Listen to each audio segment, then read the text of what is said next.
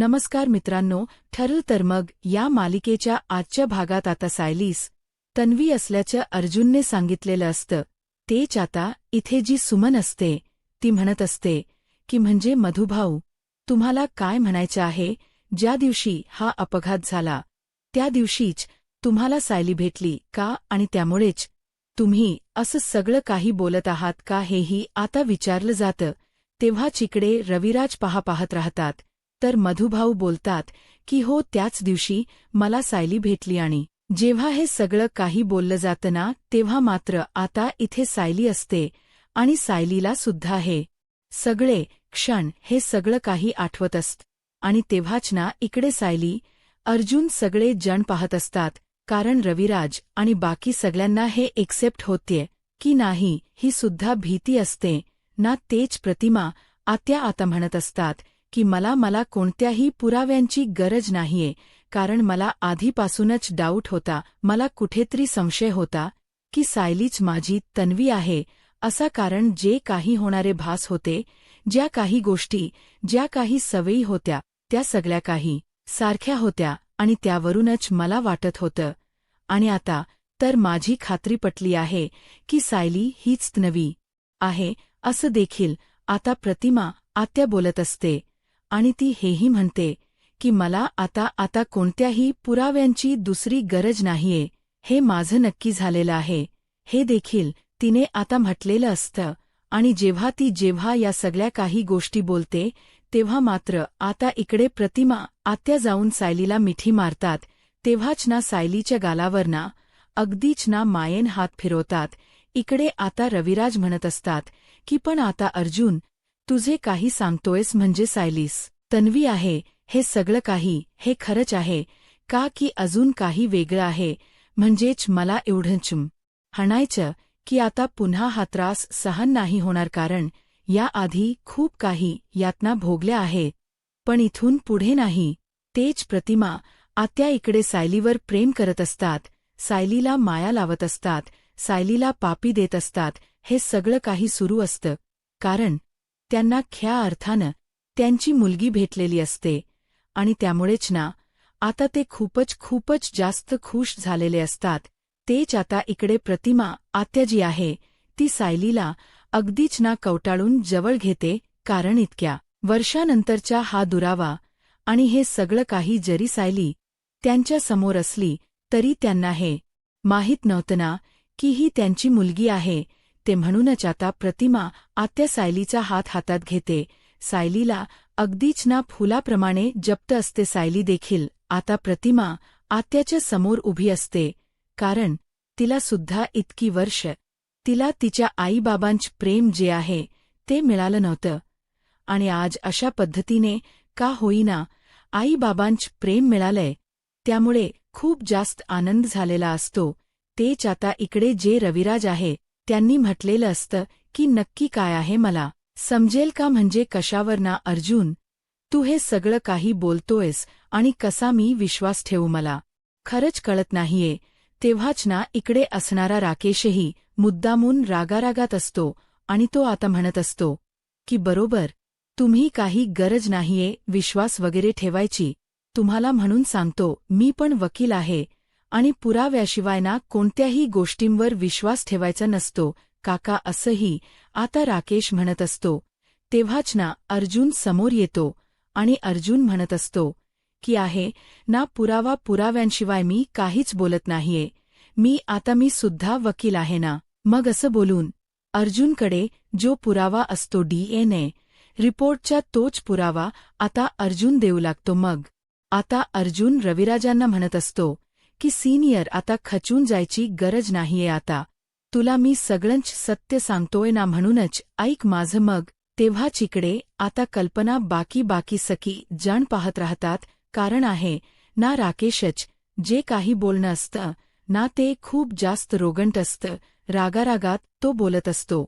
आणि त्यामुळेच ना अर्जुनने सुद्धा त्याच्या तोंडावर पुरावे फेकून मारायचे असं ठरवलेलं होतं. त्यामुळे आता अर्जुन जो आहे तो मात्र आता त्याला म्हणत असतो की तू जर वकील आहेस ही गोष्ट मी विसरलो नाहीये, आणि मी सुद्धा वकील आहे, त्यामुळे मी सुद्धा कोणत्याही गोष्टी ज्या आहेत ना त्या पुराव्यानिशीच करतो. तो उघाच ना कशाही करून ठेवत नाही. आणि त्यामुळेच मी आता तुम्हा सगळ्यांसमोर DNA रिपोर्टसुद्धा सादर करतोय जे की प्रतिमा आत्या आणि त्यासोबत सायलीचे आहे, म्हणजेच तन्वीचे. तेव्हा तर तुम्हा लोकांना विश्वास बसेल ना. असं म्हटल्याबरोबर आता रिपोर्ट दाखवले जात असतात. आणि मग जेव्हा ते रिपोर्ट दाखवले जातात ना तेव्हा मात्र आता रविराज ते हातात घेतात आणि ते आधी एकटक बघत असतात. कारण त्यांना ते रिपोर्ट बघून ना कुठेतरी वाटत असतं की नाही हे रिपोर्ट हे सगळं काही बरोबर आहे.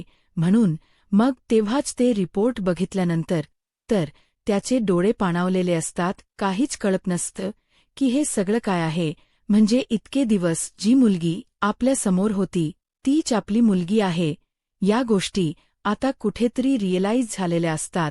तेच आता राकेश जे काही प्लॅनिंग करत असतो, प्रयत्न करत असतो, ते सगळे अशा पद्धतीने वाया गेलेले असतात. त्याला आता काहीच करता येत नसतं. तेच आता इकडे विराजांना भूतकाळातील घटना आठवते जेव्हा त्यांना सायली त्या देवळाजवळ भेटली होती आणि मग सायलीला ते घेऊन गेले होते आणि हे सगळं काही आठवत राहतं. आणि तेव्हाच ना त्यांच्या लक्षात येतं की हे कारण असं आहे. तर म्हणजे त्यांना आधी वाटलं सुद्धा नव्हतं की सायली त्यांना भेटण्यामागचं रहस्य आणि त्याचसोबत सायलीबरोबर घालवलेले ते क्षण त्यांना आपलेसे का वाटत होते. या सगळ्या काही गोष्टी ज्या आहेत ना त्या आत्ता कळतायत. आणि या गोष्टी कळल्यामुळेच ना त्यांना आता सायलीसोबत घालवलेले ते सगळे क्षण आठवतात. मग त्यांच्या लक्षात येतं की बरोबर सायलीसोबत घालवलेले ते सगळे क्षण त्यांच्या लक्षात आल्यामुळेच ना त्यांना आता हे सगळं काही जाणवतं.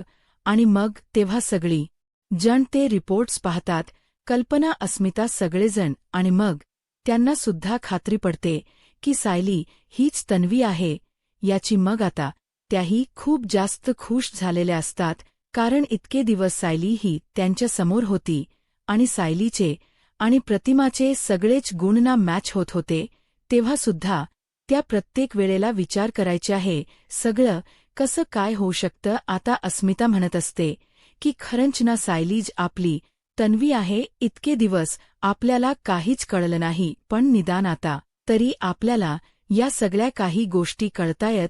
किती चांगली आहे ना ही गोष्ट. मुळात असंही आता म्हटलं जात असतं.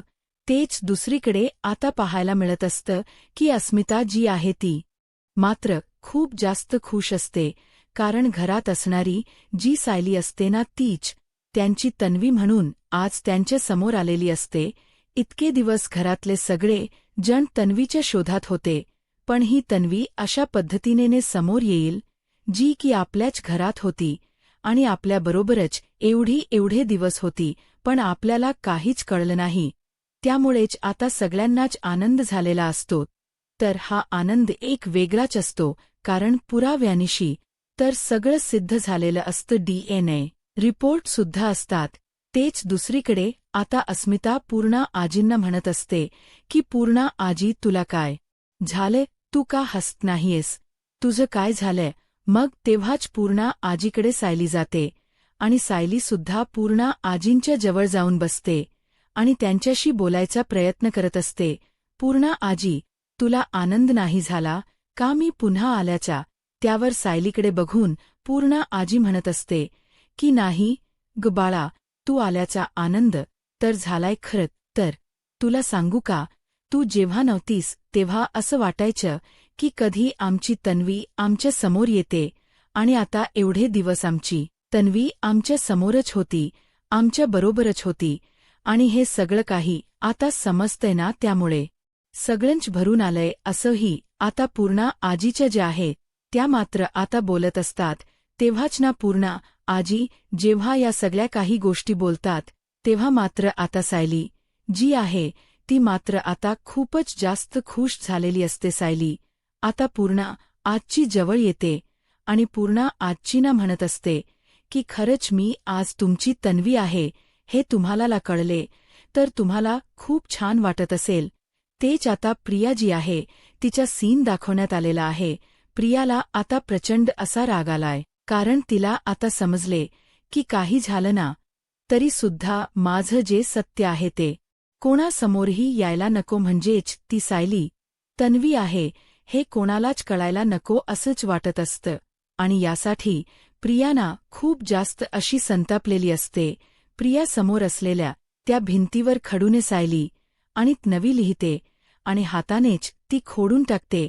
ती म्हणत असते की मी जोपर्यंत आहे ना तोपर्यंत सायली तूच तन्वी आहेस ना हे काही कळणार नाही. आता ह्या जेलमध्ये असलेल्या प्रियाला थोडासं वेगळंच वाटत असतं, पण तिकडे मात्र ह्या सगळ्या काही गोष्टी ज्या आहेत ना त्या खऱ्या अर्थाने घडलेल्या सुद्धा असतात. पण हे प्रियाला कुठे माहिती तेच आता सचिनना पटकन बाहेर येतो आणि त्याने व्हिडिओ कॉल केलेला असतो. आणि जेव्हा तो व्हिडिओ कॉल करतो ना तेव्हा तो महिपला सांगत असतो तो की तुम्ही काही करणार आहात की नाही, काहीतरी करा ना. इकडे सगळ्यांनाच कळले की ती सायलीच तन्वी आहे. अजूनही तुम्ही त्याच याच्यामध्ये आहात, या ना बाहेरांना. मग आतापर्यंत त्या सायलीने तुम्हाला किती त्रास दिलाय या सगळ्या काही गोष्टी कशा विसरू शकता तुम्ही. तेव्हाच इकडे आता महिप जो आहे तो म्हणत असतो की एखाद्याला जर तिची ओळख मिळत असेल तर मिळू दे ना, उलट चांगलं आहे ना. आणि राहिला प्रश्न सायलीमुळे मी जेलमध्ये असल्याचा, तर तुला सांगू का ते एका अर्थी बरंच झालं. त्या पोरीमुळे मी चांगल्या मार्गाला तर लागलो, त्यामुळे आता मला कोणाचेही वाईट करायचं नाही असंही आता म्हटलं जात असतं. तेव्हाच दुसरीकडे सचिन म्हणत असतो की अण्णा, तुम्हाला याआधी सुद्धा सांगितले त्या अस्मिताच्या कुटुंबाच्या चुभेदारांचं काहीच भलं होता कामा नाही. यासाठी तुम्ही माझी मदत करा. माझी सुद्धा तुम्ही मदत करत नाहीये आणि आता तुम्ही असं म्हणताय तेव्हाच ना इकडे अर्थातली प्रॉपर्टी सुद्धा जाणार आहे. हे सुद्धा इकडे असणारा हा जो सचिन आहे तो सुद्धा महिपला बोलत असतो. महिपला जेव्हा या सगळ्या काही गोष्टी बोलल्या जातात ना तेव्हा महिप जो आहे तो म्हणत असतो की मला प्रॉपर्टीमध्ये कोणताही इंटरेस्ट नाही आहे. जे काही व्हायचं ना ते होऊ दे, मला नको सांगूस काही. मला ह्या सगळ्यामध्ये आता नाही पडायचं असं देखील आता म्हटलेलं असतं. आणि जेव्हा या सगळ्या या काही गोष्टी बोलल्या जातात ना तेव्हा मात्र आता इकडे जो सचिन आहे तो मात्र अगदी वैतागलेला असतो. त्याला काहीच कळत नसतं की हे नेमकं चाललंय तरी काय. मग सचिन म्हणत असतो की तुमच्या समोर एवढं बोलून सुद्धा त्याचा काहीच उपयोग नाही आहे. काय बोलू मी आता, मला खरंच ना काहीच कळत नाहीये असंही आता म्हटलं जातं. तेच दुसरीकडे मात्र आता जे महिप असतात त्यांनी ठरवलेलं असतं की या सगळ्यामध्ये पडायचं नाही म्हणजे नाही. म्हणूनच मग ते आता सचिन त्यांच्यावर बैतागतो आणि सचिन तिकडून निघून जातो. आणि बाहेर येऊन सचिनने राकेशला कॉल केलेला असतो आणि तो म्हणत असतो की तू तिकडचं सगळं काही मॅनेज कर, बघ काय होते काय नाही ते आणि मला कळवत राहा. आणि तसंही इथलं बघतो मी महिपतच काय करायचं ते, कारण काही झालं ना तरी सुद्धा ते अना आपल्या बाजूने तर करावंच लागणार आहे. कारण आपल्याकडं कोणीतरी खंबीर असं असायला हो आणि अण्णाच ते काम करू शकतात. तू टेन्शन घेऊ नकोस, कधीही काही झालं ना तरी सुद्धा हे जे काही पांढऱ्या कलरचा बुरका घालून ते तोंडावर फिरतायत ना की ते सगळ्यामधला बाहेर पडलेत, तो बुरका तर मी लवकरच उतरवणार आहे असं देखील सचिन जो आहे तो म्हणत असतो. आणि त्याने राकेशला उत्तम कामगिरी करायला तिथे भाग पडलेलं असतं. तो तिथे म्हणत असतो की तू तिकडचं बघ काय ते इकडचं काय अरेंज करायचं ना मी बघतो असंही आता सचिनने राकेशला सांगितलेलं असतं. त्यामुळे राकेशही आता पटकन फोन ठेवून कामाला लागतो. कारण त्याला राग येत असतो, कारण एवढे दिवस जे सत्य त्याच्या वडिलांनी लपवून ठेवलेलं होतं पण तेच अखेरीस आता अख्ख्या जगासमोर आलेलं आहे की सायलीस त्यांची तन्वी आहे हे. आणि त्यामुळेच ना अख्खं कुटुंब खूपच जास्त खुश असतं. आणि त्यामुळेच ना इकडे आता सगळ्यांनाच आठवत असतात. तर रविराज मुख्य ते उठतात आणि रविराज सायलीकडे बघतात. तेव्हाच ते सायलीकडे बघून ना आता म्हणत असतात की खरंच मला आत्ता कळत या सगळ्या गोष्टी.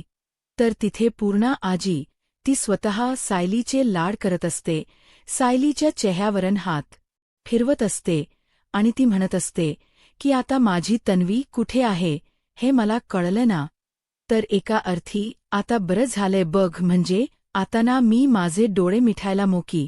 त्यावर तन्वी म्हणजे सायली म्हणत असते की नाही अपूर्णाजी, आता हे असं बोलायचं नाही, आपल्याला एकत्र खूप काही करायचंय. इतके दिवसांचं जे काही अपूर्ण राहिलं ना ते आज आता मी पूर्ण करून घेणार आहे. म्हणजेच तुझ्याकडून लाड करून घ्यायचे तुझ्याबरोबर. आपल्याला लाडक्या तन्वीला मायेने खासही भरवलेला असतो. तू लहान असताना त्यावेळी सायली अगदी नकळतच ते अंगही म्हणते, एवढंच काय, तर सायलीने ज्या झाडाखाली पूर्णाजींचा चष्मा लपवलेला असतो ती अगदी तिची लहानपणीचीच पद्धत असते. पूर्णाजी म्हणतात, तू लहान असताना सुद्धा ज्या जागी माझा चष्मा लपवून ठेवायचीस ना, आता सुद्धा अगदी तिथेच ठेवलायस. या सर्व गोष्टी ज्यावेळी पूर्णाची आठवतात तर सगळ्या गोष्टी या ख्या ठरलेल्या असतात. त्यावेळी पूर्णाची म्हणतात, मला वाटलं होतं की देवी आई माझं कधीच ऐकणार नाही, पण शेवटी तो दिवस आला. देवी आई मी माझं ऐकलं, माझी प्रार्थना माझी हाक तिच्यापर्यंत पोहोचली आणि माझीत नवी परत आली. असं म्हणत पूर्णाजी सायलीला मायेने जवळ घेतात. आता मी डोळे मिटायला तयार. तर आता सायली म्हणते, नाही पूर्णाजी असं नाही बोलायचं, अगं आता कुठे आपण भेटलोय, अजून आपल्याला खूप गप्पा मारायच्या आहेत. मला तुझ्यासोबत खूप गप्पा मारायच्या आहे. एवढंच नाही तर तुझ्या मांडीवर डोक टेकून शांत झोपायचे आहे, तुझ्या हातच जेवायचं आहे. असं म्हणत आता सायली अगदी बालपणे ज्याप्रमाणे पूर्णाजी सोबत खेळायची, वावरायची, त्यांच्यासोबत वेळ घालवायची, ते प्रत्येक क्षण तिला हा एकदा अनुभवायचे असतात. सायली पूर्णाजींना म्हणते, इतकी वर्षे जे काही करायचं राहिल्य ना ते सगळं काही मला करायचं आहे. माझं लहानपण मला पुन्हा एकदा अनुभवायचं आहे. पूर्णाची उठून उभ्या राहतात आणि सायली पूर्णाची अशी हाक मारताच पूर्णाची तिला खट्ट मिठी मारतात, मायेने जवळ घेतात. त्यांना त्यांचीत नवी परत मिळाली, त्यांची लाडकी नात परत मिळाली. हा आनंद त्यांच्या चेहऱ्यावर दिसत असतो आणि डोळे भरून दोघांना एकत्र मिळून जेवण करायचे, तुम्हाला भरवायचेस, तुझ्या मांडीवर डोक ठेवून झोपायचंय, हे सगळं काही बाकी आहे आणि हे असंच नाही सोडणार मी. असंही इकडे असणारी ती सायली बोलत असते. आणि जेव्हा सायली या सगळ्या काही गोष्टी बोलत असते ना, तेव्हा पूर्णा आजी सायलीला घट्ट मिठी मारून तिला जवळ घेतात. आणि सायलीला जेव्हा पूर्णा आजी जवळ घेतात ना, तेव्हा सायली जी आहे ती खूप जास्त अशी खुश झालेली असते आणि तिला ख्या अर्थाने सगळीकडून प्रेम, माया असं सगळं काही मिळत असतं. त्यामुळे ती आता खूपच जास्त खुश असते. तेच आता दुसरीकडे पाहायला मिळत असतं की सगळे जण तिच्यावर प्रेम करत असतात. अक्षरशः प्रेमाच्या वर्षावत जणू सायलीवर होत असतो. त्यानंतर आता प्रतिमा सुद्धा तिथेच उभी असते आणि तेव्हाच इकडे असणारी पूर्णाची म्हणत असते की आता ख्या अर्थानं तुमचं कुटुंब पूर्ण झालं. इतके दिवस आपण ज्या क्षणाची वाट बघत असतो तो क्षण असा होता. तर मग तेव्हा रविराजांचे डोळे सुद्धा पाणावलेले असतात. रविराज सुद्धा सायलीकडे पाहू लागतात, कारण सायलीस ही त्यांची मुलगी आहे हे त्यांना थोडंफार का होईना थोड वाटत होतं. म्हणजेच कसं, तर नवी म्हणजे सायलीचे भास तेव्हा त्यांच्यासोबत असायचे ना, तेव्हा सायलीवर ते मनापासून प्रेम करायचे, त्यांची माया होती. सायली सुद्धा अगदीच ना जीव ओवाळून टाकायचे त्यांच्यावर आणि त्यामुळेच आता त्यांना त्या सगळ्या काही गोष्टी ना रिअलाईज होत असतात आणि तेपासना ते आता विचार करून म्हणत असतात की आता मला समजते की हे सगळं का असं होतं. ते म्हणजेच प्रत्येक वेळेला मला तुझ्याबरोबरचे ते क्षण आणि या सगळ्या काही गोष्टी आता कळतायत की का तशा वाटत होते ते. आणि आता मला माझ्या मुलीला कुठेही लांब जाऊ द्यायचं नाहीये, असं देखील रविराज आता बोलून तिला घट्ट मिठी मारतात. तर सायलीला सुद्धा अगदीच नदीच्या वडिलांच प्रेम मिळालेलं असतं, जे की इतके दिवस ती त्या सगळ्यासाठी आसुसलेली होती. सायली देखील आता रविराज काकांना घट्ट मिठी मारते. तेच इकडे सगळेजण हे सगळं पाहून खूप जास्त खुश झालेले असतात. तर चैतन्याच्याही चेहऱ्यावर हसू असतं. तर दुसरीकडे मात्र आता प्रतिमा आत्या म्हणत असतात की चला ख्या अर्थाने आपलं कुटुंब पूर्ण झालं. इतके दिवस मी वाट बघत होते. जेव्हा या घरात आले होते तेव्हा मला काहीच आठवत नव्हतं. माझी झोळी रिकामी होती आणि आता माझी झोळी ना आनंदाने भरलेली आहे असंही आता ती म्हणत असते. आणि तेव्हाच ना चौघही जण म्हणजेच पूर्णा आजी, त्याचसोबत सायली, प्रतिमा आणि रविराज चौघही जण एकमेकांच्या जवळ येतात, मिठीत येतात आणि हा क्षण अशा पद्धतीने साजरा करत असतात. हे सगळं बघून तर अर्जुनचे डोळे तर भरूनच आलेले असतात. कारण अर्जुनला हे सगळं होतं सायलीला तिच्या आई-वडिलांचं प्रेम मिळायला असंच वाटत होतं आणि आज ते सगळं काही शक्य झालेलं होतं. त्यानंतर सायली इकडे कल्पनाला सुद्धा भेटायला येते ना. तेव्हा कल्पनासुद्धा तिला जवळ घेते. तर इकडे सुद्धा सखी जण म्हणजे सुभेदार कुटुंबसुद्धा तिला अगदीच ना मायेन जवळ घेतात. त्यानंतर सायली मधुभाऊंना सुद्धा विसरत नाही. या सख्या प्रसंगात ती सुद्धा यांना जाऊन घट्ट अशी मिठी मारते. तेव्हाच ना हे सगळं काही एवढं व्यवस्थित झाल्यानंतर सायलीकडे आता सगळी जण बघत असतात. इथे चैतन्य हा सुद्धा म्हणत असतो की इतके दिवस हा दुरावा होता आणि फायनली सगळं काही आता संपले. सगळ्या काही गोष्टी अशा पद्धतीने का होईनाला समोर आलेल्या आहेत. तेव्हाच ना सायलीच्या चेहऱ्यावरच हसू बघून अर्जुनही खुश असतो. अर्जुनची नजर फक्त सायलीवर खेळलेली असते आणि तेव्हाच ना सायलीसुद्धा त्याच्याकडे पाहत असते. तेच दुसरीकडे आता पाहायला मिळत असतं की इकडे जे प्रताप असतात ते म्हणत असतात की चला आपण याला काही झालं तरी हा क्षण साजरा करायला हवा. तर पूर्णा आजी म्हणतात की हो, मी तर ठरवले, आपलीत नवी आलीये ना, तर हा क्षण एकदम दिमागात साजरा करायचा. काय करायचं त्याच प्लॅनिंगसुद्धा पूर्णा आजीने कल केलेलं असतं. कारण तिला असं वाटत होतं की हा क्षण आहे ना एकदम ऐतिहासिक असा साजरा व्हायला हवा. कारण इतके वर्ष वाट बघितली आणि आता ख्या अर्थानं त्यांना नवी भेटलेली आहे. त्यामुळे त्यांनी आता ठरवले की हा क्षण व्यवस्थितपणे साजरा करायचा. तर दुसरीकडे सायलीला खूप छान वाटत असतं. त्यामुळे सायलीसुद्धा देवी आई समोर जाऊन प्रार्थना करत असते आणि देवी आईला म्हणत असते की देवी आई, आज जे काही शक्य झालं ना ते फक्त आणि फक्त तुझ्यामुळेच आज मला माझं कुटुंब भेटले. तेच दुसरीकडे आता सचिन हा प्रियाला भेटायला गेलेला असतो आणि प्रियाला भेटायला लागेला असताना तो सगळं सत्य सांगतो की सायली हीच तन्वी आहे. सगळ्यांना कळले. त्यामुळे प्रिया आता खूप जास्त सूड भावनेने जागी झालेली असते आणि ती म्हणत असते की काही झालं तरी त्या सायलीला मी जगू देणार नाही. कारण माझं सगळं काही तिने हिरावून घेतलेलं आहे. असंही आता इथे असणारी प्रिया बोलत असते. आता पुढे काय होईल हे पाहायला आत्ताच माझा महाराष्ट्र या यूट्यूब चॅनलला सबस्क्राईब करा. धन्यवाद.